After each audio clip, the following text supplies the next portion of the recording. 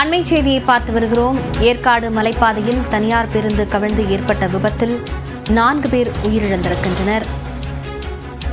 இது தொடர்பான விவரங்களுடன் செய்தியாளர் திருமலை இணைந்திருக்கிறார். திருமலை, உயிரிழந்தவர்களின் விவரங்கள் தெரிய வந்திருக்கிறதா? எத்தனை பேருக்கு காயம் ஏற்பட்டிருக்கு? லாவண்யா, ஏற்காடு மலைப்பாதையில் தனியார் பேருந்து கவிழ்ந்து விபத்துக்குள்ளானதில் ஒரு சிறுவன் உட்பட 4 பேர் சம்பவ இடத்திலேயே உயிரிழந்ததாக தற்போது தகவல் கிடைத்திருக்கிறது.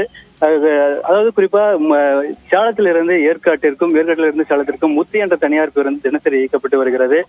இந்த பேருந்து வழக்கம் போல இன்று மாலை சேலத்திலிருந்து கிளம்பி ஏற்காட்டிற்கு சென்றடைந்து அங்கிருந்து ஏற்காட்டிலிருந்து பயணிகளை 50க்கும் மேற்பட்டோரை ஏற்றிக்கொண்டு ஏற்காட்டிலிருந்து சேலத்தை நோக்கி வந்து கொண்டிருந்திருக்கிறது.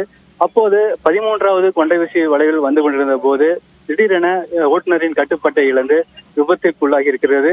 அதாவது 13வது கொண்டைவீசியில் வளைவில் விபத்துக்குள்ளானது பேருந்து 12, 11 2 பள்ளத்திலும் கவிழ்ந்து விபத்துக்குள்ளாகி 11வது கொண்டைவீசியில் வளைவில் பஸ் வந்து நின்றிருக்கிறது.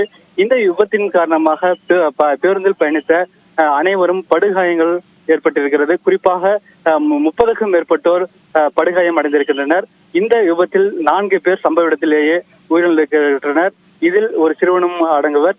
குறிப்பா இந்த விபத்தில் சிக்கியவர்களை மீட்பதற்காக சேலம் நெடுஞ்சாலைத்துறை மற்றும் காவல்துறை மற்றும் அவசர சிகிச்சை பிரிவில் இருக்கக்கூடிய ஆம்புலன்ஸ் ஓட்டுநர்கள் உட்பட அனைவரும் தீவிர முயற்சி மேற்கொண்டனர். இந்த நிலையில் விபத்துக்குள்ளானவர்கள் அதிகம் இருந்ததன் காரணமாக அந்த ஏற்காட்டிலிருந்து வரக்கூடிய வாகனங்கள், குறிப்பா ஆட்டோ, டெம்போ மற்றும் சரக்கு வாகனங்கள் மூலியமாக விபத்தில் காயமடைந்தவர்களை உடனடியாக ஆம்புலன்ஸுக்கு எதிர்பார்க்காமல் அங்கிருந்தவர்களை மீட்டு சேலம் அரசு மருத்துவமனைக்கு அனுப்பி வைக்கப்பட்டிருக்கின்றனர்.